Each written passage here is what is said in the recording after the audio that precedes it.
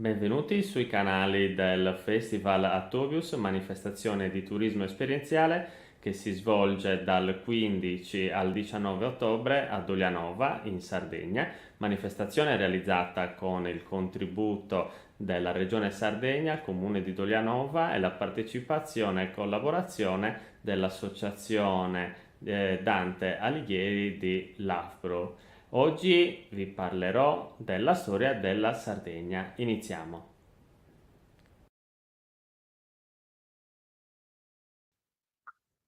Ecco la mappa che ci mostra la posizione dell'isola di Sardegna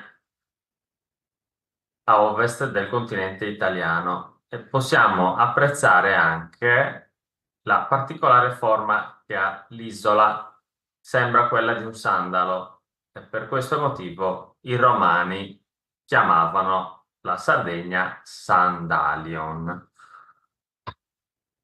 Abbiamo parlato la scorsa volta della grandiosa civiltà nuragica che nasce e si sviluppa in Sardegna nell'età del bronzo.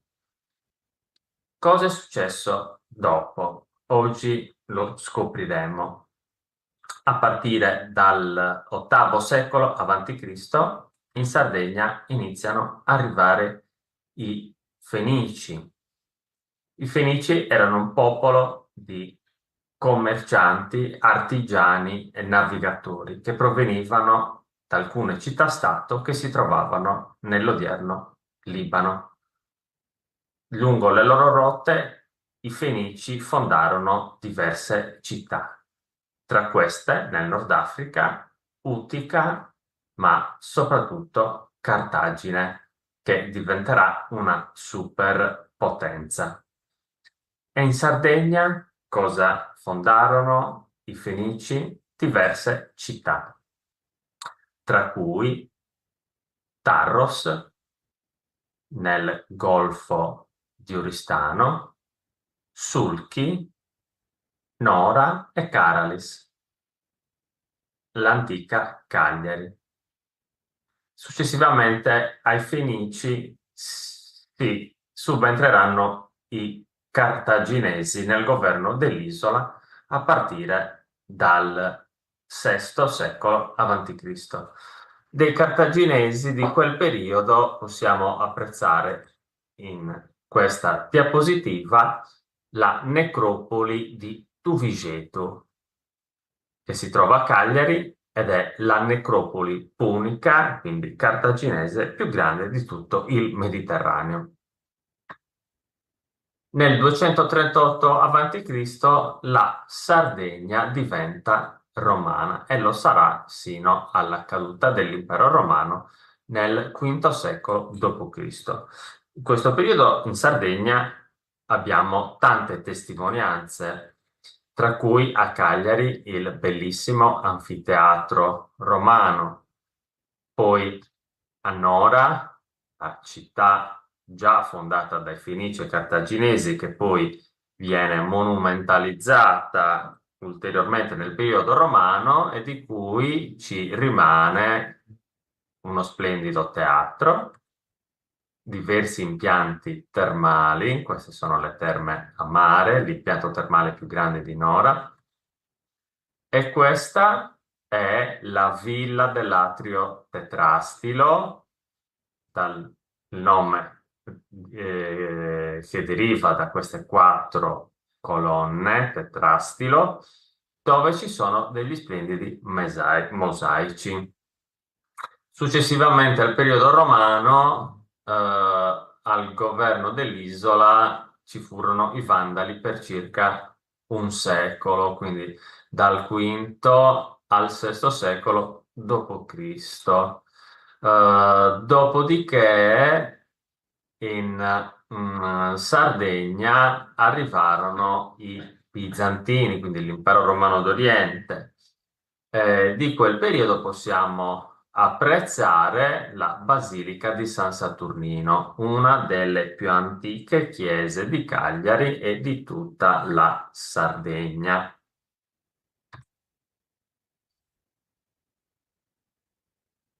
Successivamente, al periodo del governo bizantino, in Sardegna abbiamo avuto quattro regni indipendenti chiamati giudicati, in quanto il re di ognuno di questi quattro regni, che erano quello di Arborea, Cagliari, Logudoro e Gallura, il re si chiamava Iudice e dal nome del re deriva il nome giudicato. Siamo tra il IX e il XV secolo. Nello stesso periodo dei giudicati, o comunque che condivisero con questi regni il governo della Sardegna, abbiamo avuto le potenti repubbliche marinare di Genova e Pisa. Pisa in particolare stabilì un suo centro abitato che corrisponde all'odierno quartiere di Castello e che era allora la città che si chiamava Castel di Castro Cagliari, in quanto si trovava nel giudicato di Cagliari. E di questa città fortificata medievale del periodo pisano possiamo vedere e apprezzare le mura con la porta chiamata de Savanzada. Sempre del periodo di dominio pisano su Cagliari, possiamo vedere qua la torre dell'Elefante costruita nel 1305. Successivamente, la Sardegna entra nell'orbita della Confederazione d'Aragona.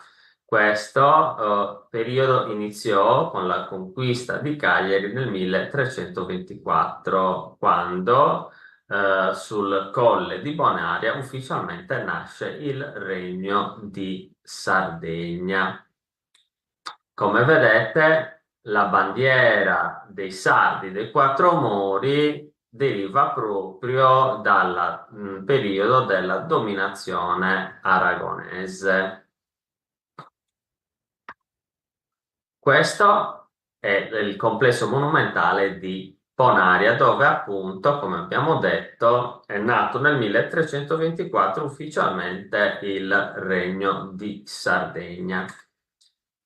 Questa è la Basilica di Bonaria, questa grande chiesa sulla destra, mentre sulla sinistra abbiamo il santuario dove all'interno è custodita l'immagine della statua miracolosa di Bonaria, legata a una leggenda molto interessante e che ci riserviamo di raccontare ai nostri amici quando verranno a visitare la città di Cagliari durante il loro viaggio in Sardegna.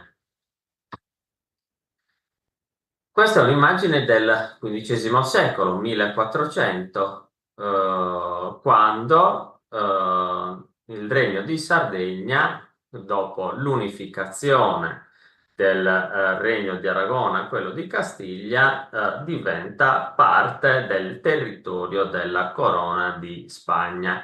E possiamo vedere come in quel periodo il continente italiano era suddiviso in tanti diversi stati.